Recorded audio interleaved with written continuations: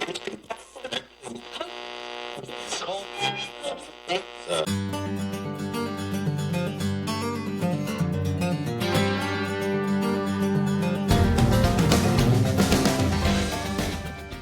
and gentlemen, welcome to this episode of the How People Work podcast. My name is Shane Jacob, your host, and I thank you for taking your time to be here with me today.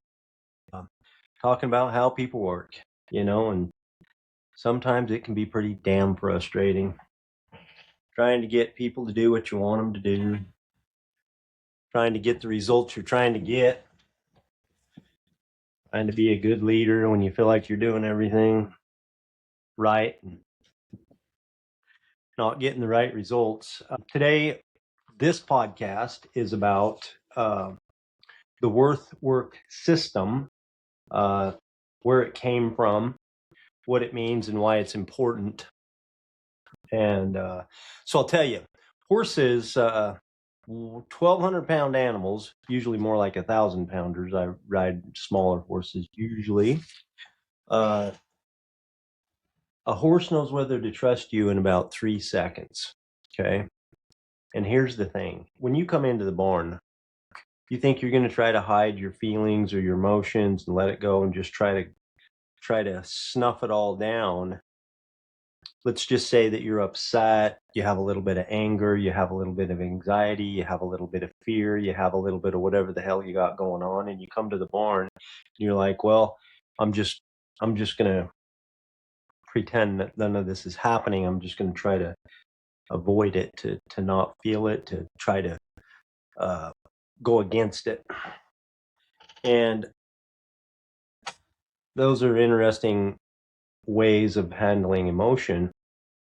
But when you're feeling emotion, and then you add the conflict of trying not to feel emotion that you're already feeling a little bit, horses know it. They know what's going on. They have to be so hyper observant and locked in and aware of everything that's happening in their surroundings because of their nature, being a prey animal, being, for as long as time has began, as long as horses have been around, they've either got to fight or flight to survive, and domestic horses are no different. They still have that instinct that they need to be aware of what's going on so they can survive, okay, by fight or flight. So their hyper awareness keys in on your breathing, keys in on your how fast your movement, it keys in on the expression on your face, it keys in on how fast you're walking, how where your eyes go, keys in on it seems like they can almost feel your heart rate, like, hey, just took your pulse there, Shane, and I want you to let you know your heart rate's up a bit. It seems like that's their it seems like they kind of know, they probably don't know what your heart rate is, but I think by the way that you're acting, they kind of get it. They have a sense that something puts them on alert. You're on alert because your heart rate's up. You're on alert because something's wrong. You're on alert because something's edged. So then they get on alert. Then they think something's wrong. And then that's when things don't go as well as you want them to, ever. So we do the same thing with horses. Now, human beings are definitely, we don't have to be as aware to survive. We don't have to be hyper aware of everything, of every minute moment. But our brains pick up and feed our brains, and our eyes pick up and feed our brains information that it's not necessarily a conscious thought will be formed. Sometimes it will and sometimes it won't, but our brains are picking up what people are putting down. I began to say not as hyper aware of horses. I believe that we're not as hyper aware of horses, and because we don't need to be to survive, but people know what's going on. Okay. A lot of times we think that that people won't notice all of our internal whatever angst, whatever's going on inside of us, that people won't notice, but they do, because it comes out. It comes out in our words, it comes out in our actions, all the ways that we communicate. people can sense, they have a sense of what's going on inside of our minds and our hearts.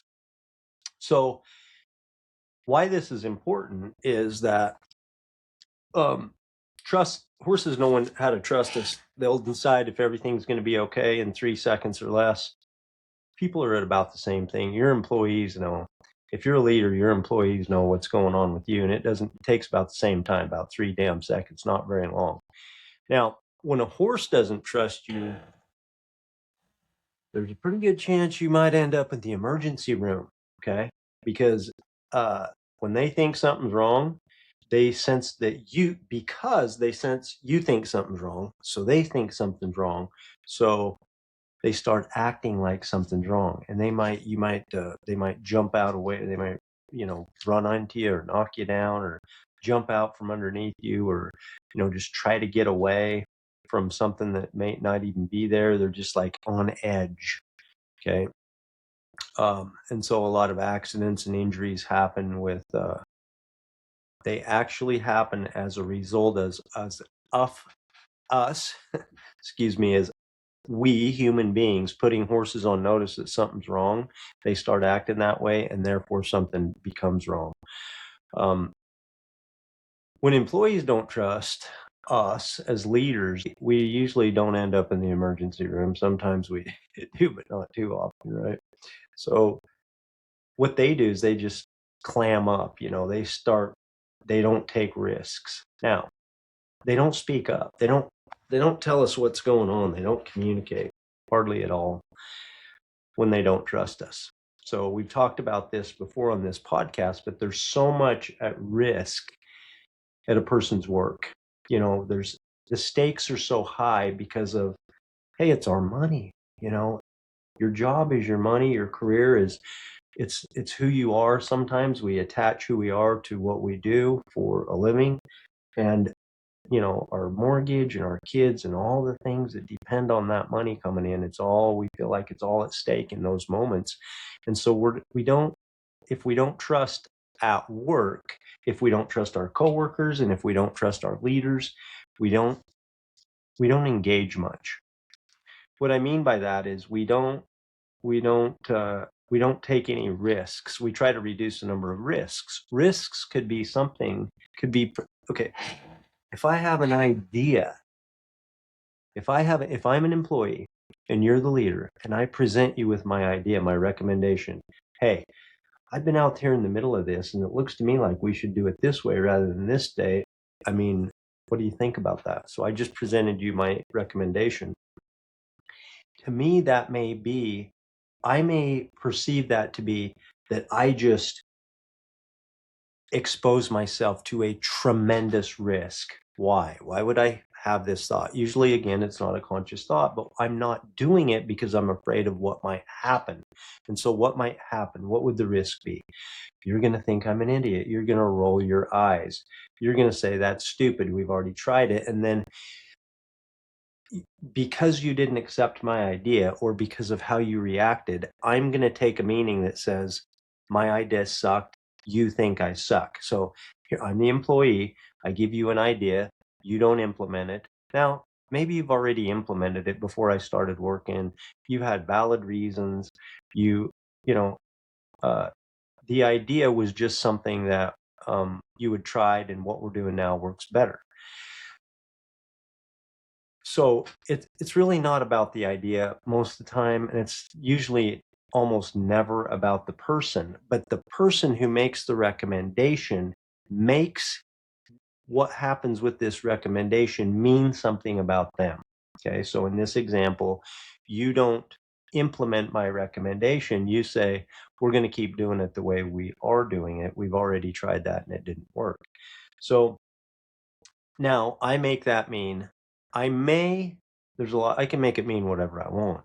But a lot of times, because the stakes are so high, because I feel so vulnerable, I might think that because you didn't accept my recommendation and implement it, that you think less of me. And that's a risk, because I don't want you thinking less of me because this is my job and I need you to think that I'm a total badass. So you'll keep giving me raises so I can keep paying my mortgage. So I'm just not going to say nothing. I'm not going to take any risks. No ideas, no innovation, no improvement, no reporting from the front lines, no nothing. I'm not saying nothing. Just keep the status quo, smile, and we're just not going to make very much improvement. This is just an example. But people just, when they don't trust you, they stop giving you your best, and they stop participating, and they stop being as honest, really. And that's just a fact, okay? People are not as honest. So let's just say that I recognize that I made a bad decision or I see something that's wrong. Same thing. I'm not going to say anything. You might think something about me, and that could feel risky to me. And I have so much, I'm not going to do nothing. So I do nothing, right? Um, Lack of engagement's a big deal. Gallup says that like 80% of in the world workforce, people feel disengaged. I'll find the exact quote here in just a second. But engagement's a big deal. An example of engagement, if you're not familiar with how engagement works, is, let's just say I'm in the medical industry. I'm a medical professional. And say I'm an attendant or even a nurse, or who knows, I care for patients in some way. And I see something about the care of this patient that I'm like, I don't know if this is right. I don't know if this is good for the patient. This could be detrimental, let alone fatal. And I don't say anything, and something goes bad and something's permanent, or the person dies. I mean, you can see these things happen. Yes, it's an extreme example, but these things happen all the time. And so the better communication that we have and the more engagement that we have, the better. Okay, and productivity goes up. This is proven time and time again with lots of studies. I'll give you some information, but when the trust level is low, engagement is low, people don't say anything, they don't report anything, they don't participate in the solution, so productivity goes down. And it's really bad news in the company. I've given some examples of people here at my company, my horse feed company here in Las Vegas, Nevada, that don't report, don't say anything when something breaks, a piece of equipment breaks, a vehicle has a problem with it, and it could be anything, but something breaks. We'll call it a piece of machinery or equipment breaks, and for many reasons, but mainly is the lack of trust. Sometimes it's a lack of them not knowing the importance of it, but a lot of times it's the trust. And so when people don't report, then something breaks down, they may not want to be blamed for. They might think there's be a negative consequence because they'll be blamed for the one that caused the problem. And so they just kind of put it together the best they can to get by and don't say anything. They might fix it with duct tape or baling twine, or if it's a leaking hose, they might put, tape on it and say it's fixed. These are just examples of not reporting something that's broken if the company's asked you to report what's broken because of the risk that you would be giving yourself. It's easier just to do nothing or to fix it so you can get by and don't say anything. Don't admit that you did it. Don't blame anything else to anybody else. Just do nothing. Okay. And what happens is then things start to break down. We have more injuries, and productivity goes way, way, way down. Okay.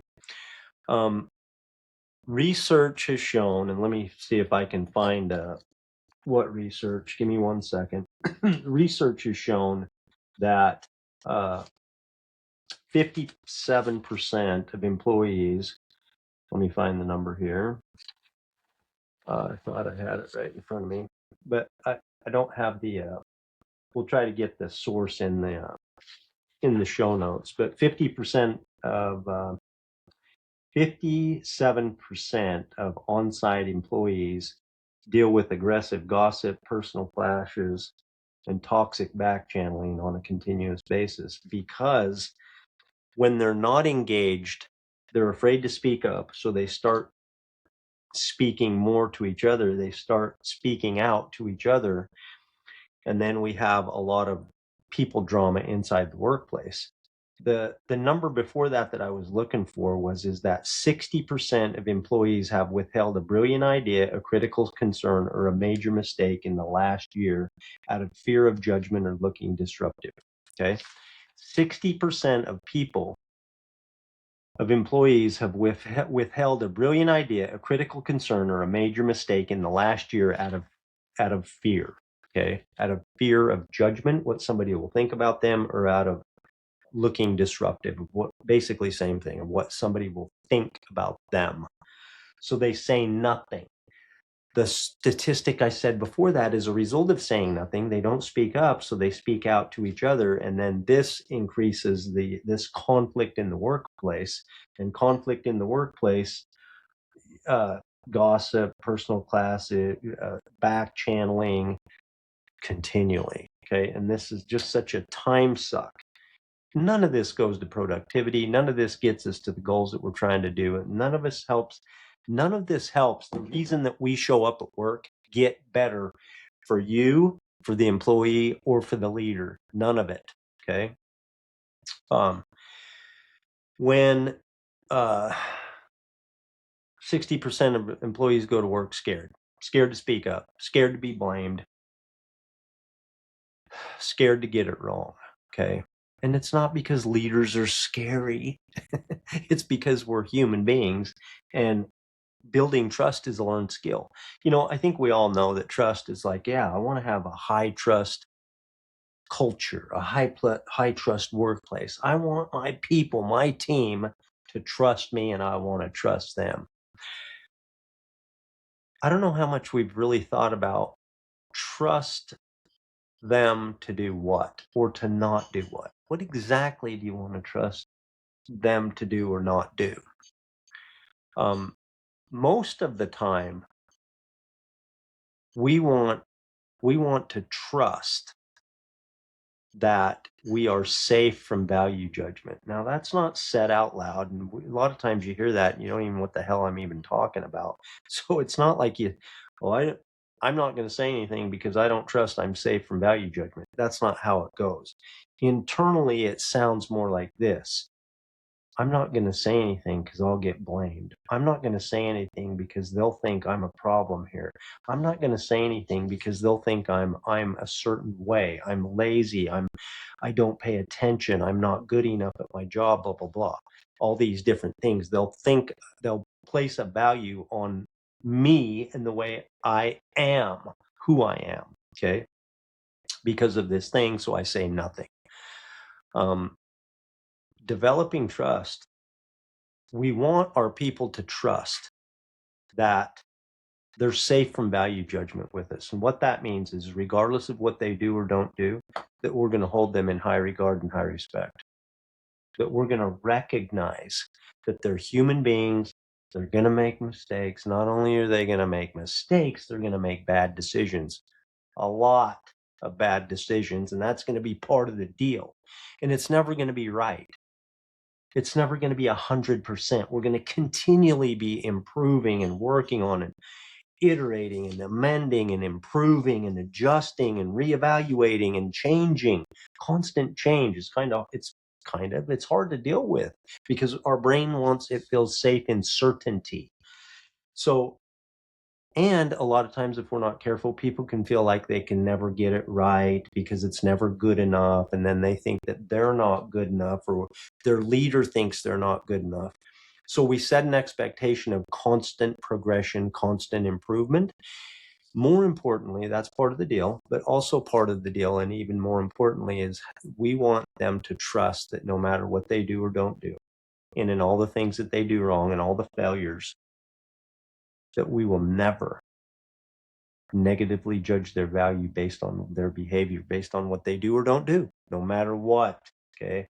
And that is a task for a leader. You want to be a badass leader and only judge the work and always protect the person when it goes contrary to what you've been believed your whole life. It's a task. It can be done, and the rewards are tremendous if you can train your brain to always hold people in high regard. We want our people to trust and to really come to know and believe that we, as leaders, the people in charge, don't value ourselves any more than anyone else in this company or in the world. If they believe that, we're starting to build trust. Okay. We're starting to have people feel more comfortable because they trust psychological safety. They feel safe. They feel like that they can trust us. And so guess what happens? They start to open up. They actually start to smile more.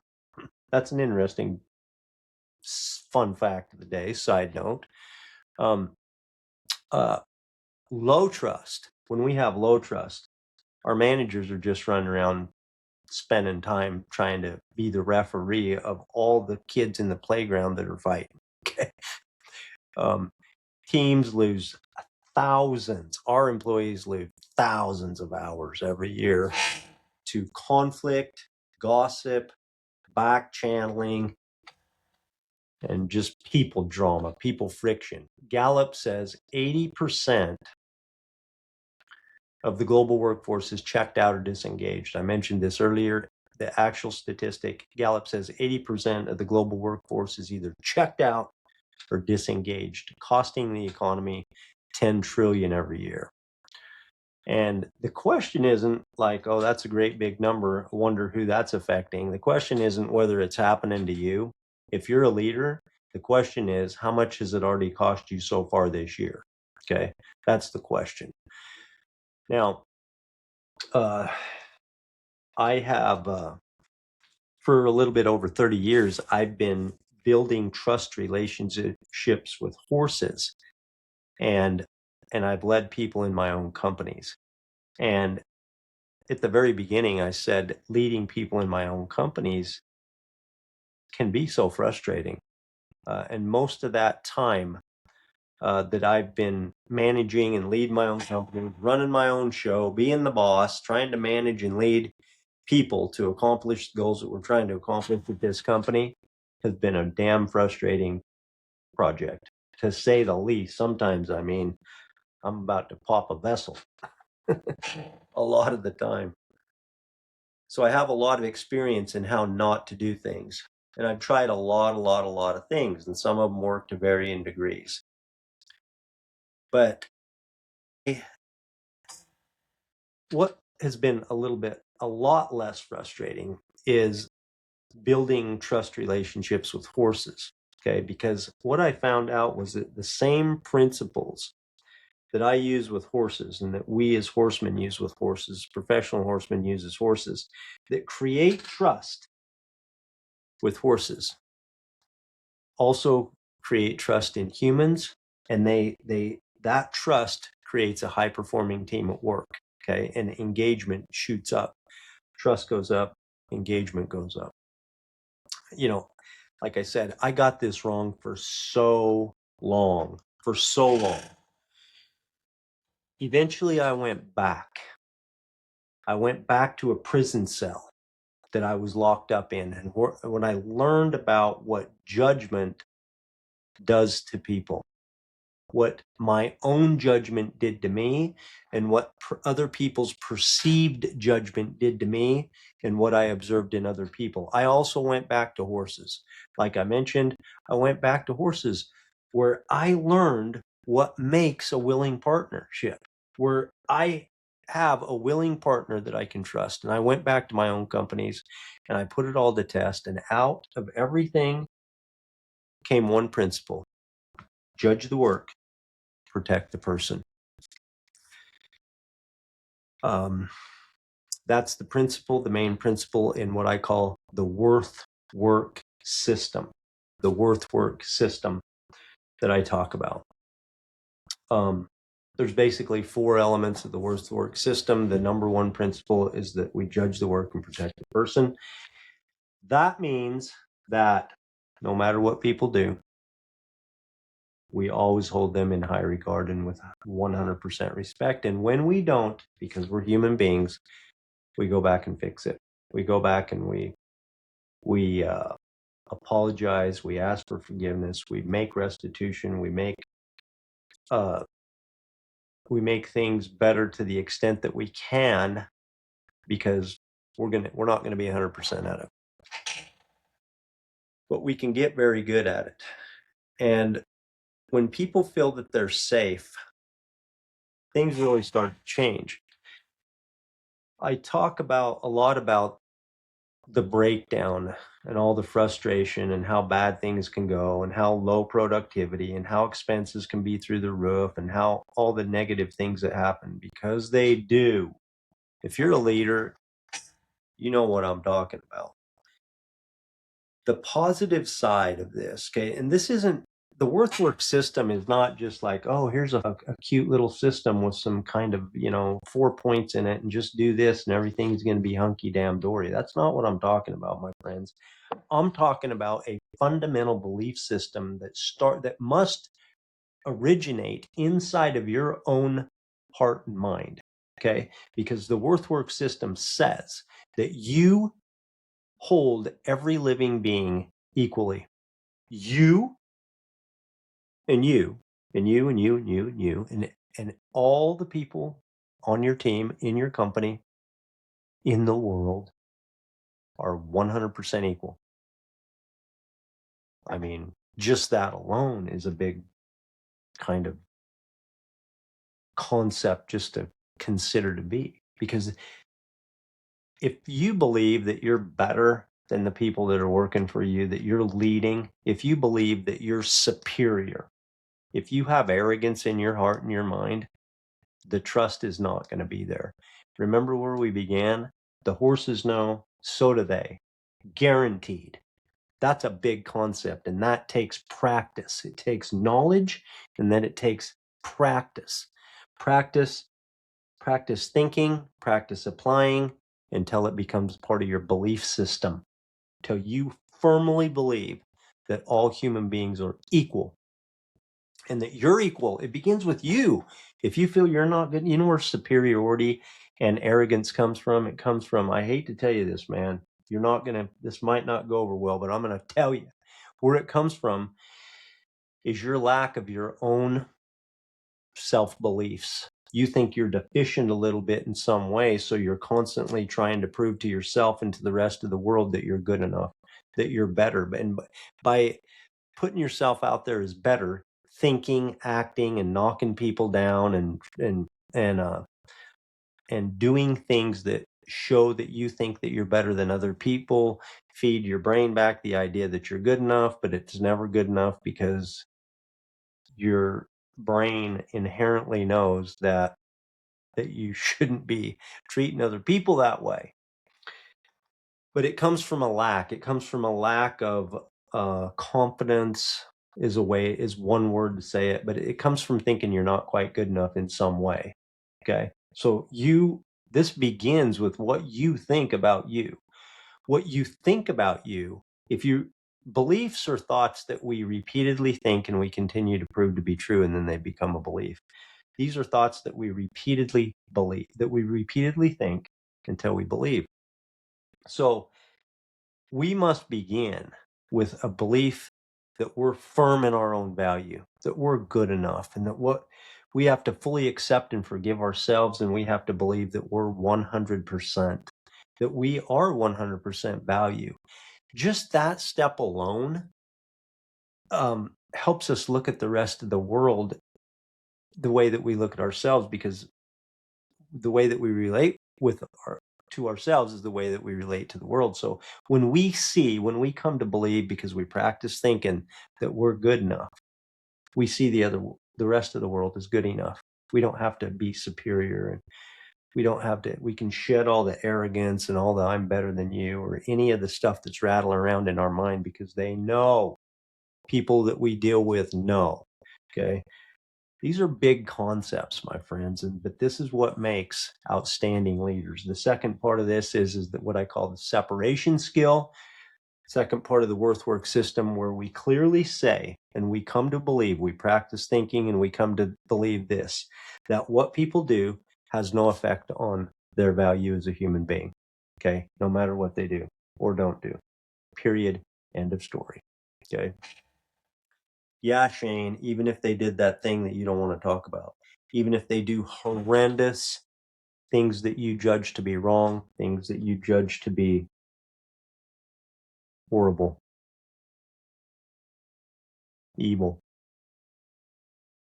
things that you judge to be just the worst things that you can think of. I'm giving you this example because that's what people say to me, and I say, yeah, that's right. Regardless of what people do, it either behavior, either what we do affects our worth as a human being or it doesn't, regardless of what it is. Okay. So this is a decision that I'm asking you to consider and to accept the idea that regardless of what people do or don't do, we can hold them in perfectly high regard. It doesn't have to change the way that we think about their worth. We can still love them. We don't love what they do. We don't accept what they do. We don't condone it. We don't absolve them. Their self-responsibility. They're still accountable. We don't like it. We still must judge the work or the behavior. In this world, we must. I mean, what we do matters and what other people do matters. What we do, our behavior matters. We're here to test our own behavior, if you're asking me. We're here to be tested on our behavior. I mean, that's why we're here. That's why we show up at work, right? To do the things that are going to move this company forward so we can get the things that we want in the end. It matters. It all matters. It all matters. So, but it doesn't have to unless we deem it to be so, okay? Because this is an internal decision. It's not, there's not somebody, that's assigned by the president of the United States that says, well, if you do this, you're an idiot. Or if you do this, you're this or that or whatever. Or you're just not good enough. You're not as good as the rest of the people if you do stuff like this. Or that if you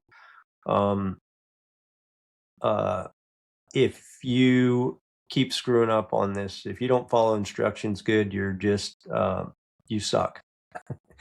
What all the different value judgments that we can place on people. Okay, your work can suck, that's for sure. What you're doing is not working out. We need you to change it. But you, my friend, you're 100% all the time, regardless of what you did. How can I help you do better? So these are big concepts, and if you want to change, you can, if you want to change, if you want to fundamentally change and have massive results with your team and your people, it's going to begin about in your own thought process about what you believe about you and therefore how you relate to the world. And as we make less value judgments about our people, and as we value them equally, and as we always agree and work towards always protecting the person, meaning not making value judgments. As we move that way, the trust goes up, and it doesn't take decades. It doesn't take years. It doesn't even take months. Each little interaction matters, and it builds and it builds and it builds. And in the course of a day, you can make massive progress. One conversation, you can make massive progress in the trust relationship. You say, well, we have a high trust workplace. What does that even mean? Well, if you go into our workplace here, at Jacob Livestock, at my horse feed company, we'll call the workplace where most of our work is done is what I call the hay yard over there. Okay. Where all the hay stored in the trucks and where the customers come and all that. That's the yard. Okay. So we'll just say that's our workplace. We're also delivering all over the place, but this is the main center, the primary hub, we'll call it. That's the workplace. Well, we have a high trust workplace. What does that mean? If you walk into the yard, you're automatically in the high trust zone? I mean, I want you to think that, but there's no different air over there than there is over here. It's the same air. I mean, it's the same kind of air. We'll say that. Because I breathe it the same as I do here as I do over in the yard, except for the wind blows, it gets a little dusty. And sometimes if you have hay allergies, there's that.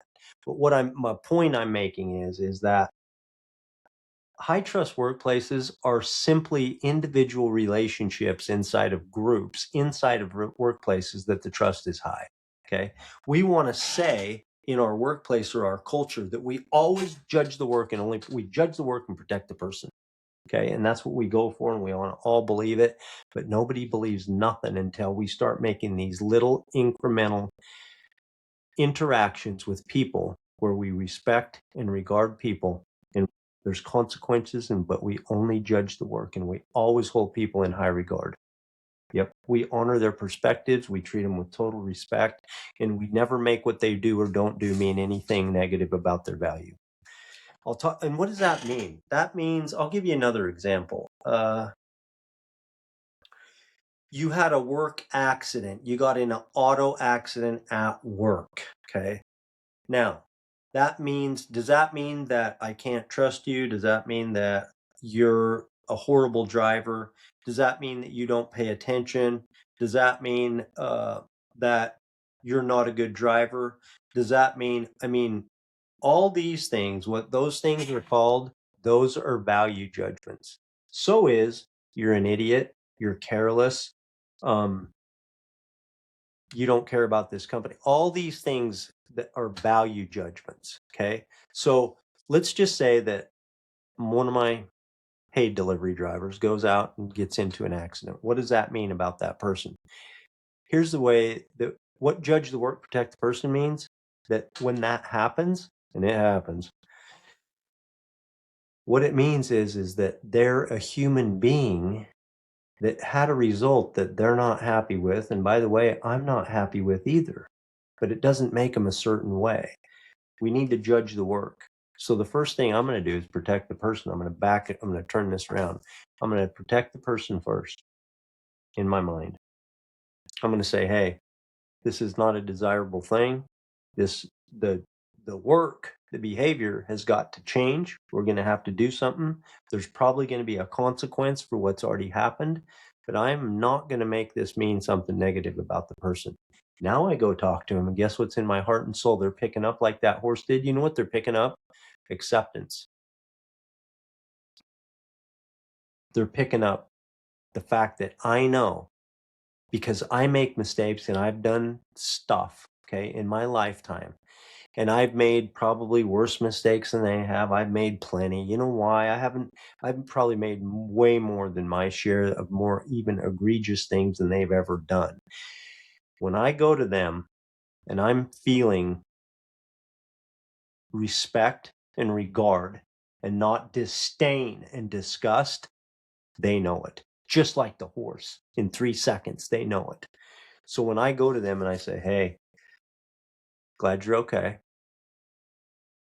This isn't about you. So just know that I respect and regard you, and I'm not going to make this about you, because that's not the way we roll here. The only thing that we're here to talk about, besides to celebrate the fact that you didn't get injured, and luckily no one else did too, is that what we need to do to make sure that this doesn't happen again. And, we're just going to, if there's consequences, we're going to deal with the consequences straight up, and with respect and regard for that individual. Now, you want people to line up for you and take a bullet. You don't roll over. It doesn't mean that what they do doesn't matter. It damn sure matters. And that there's going to be consequences. And it's not going to be a good time. It's not going to be a fun day. But you know what? They're going to walk out of there and they're going to have more respect and more trust for you. And this is what judge the work, protect the person means. That's an example of how it rolls, because they know, just like the horses do. When I go out and I train, companies and people in companies and teams and leaders, This kind of work, the fundamental beliefs that it takes to make a shift inside of ourselves, is the first thing that we work on. Then we work on the implementation, how to recognize when we're making a value judgment, how to recognize when we're frustrated, when we're angry, what the thought is, what we're making that mean about wherever who the problem is with. We talk about how to rethink it, how to change the thought, and then how to respond, how to implement the work, how to respond to clear, actionable steps of how to do it in little ways like that example I just gave you about whoever wrecked this vehicle. Judge the work, protect the person. The results are magical. They are magical. This isn't easy work because this is about you. A lot of times we go to work and it's like, oh, I'm sick of these damn people. We blame everything except for looking inside of here where our power is. And so these results they take effort. They take effort because it's going to be what you believe and then implementing what you believe. Okay. But the big change is within you, is within your heart and your mind. And as you change, you will watch the world around you change, and it's amazing. It's amazing to see how people smile more and how they start to open up and how you start to find out things that you never would have known, and that people engage more on a lot of different levels. Okay. And they also have less conflict with each other. They get along better. They cooperate better. They collaborate better. You don't have all this backbiting and, you're sitting in a meeting and somebody's down there, on their phone saying what an idiot the other person is who's talking. I'm sure none of you have experienced anything like that ever, but don't have all this gossip and the rewards first of all, in the peace of mind and the way that it feels trust feels good. We'll just say that. Now, you've experienced trust. You know what I'm talking about. You've trusted somebody, or you trust somebody right now. You have a high trust level with somebody. And trust feels good. Okay.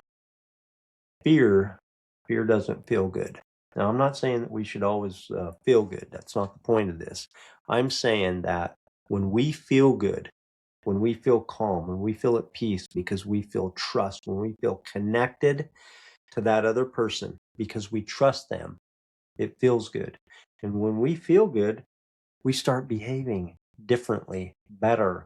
We start improving. We start making those recommendations. We start getting active and being part of the solution instead of the problem, and engaging, and just the participating in the engagement and the ideas and the innovation, and the things go smoother. And I mean, all this stuff is coming at you when it's been held back, and you had to go out there and dig and find all the problems and discover them and be shocked and amazed with all the things that were happening that you didn't know about, all these negative results, because nobody's saying nothing. They're not saying nothing, man. And it's expensive. So the work system works. The playground, the testing facility, is the yard I talked about, where I implement all these systems on the test mode. And then at this point, lots of companies are implementing it and having incredible results. I highly recommend the Work system. So check out ShaneJacob.com. Stay with us. Keep track of the podcast. Watch us on social media. Connect with me on LinkedIn. Appreciate you being here. Remember, my friends, your value is non-negotiable.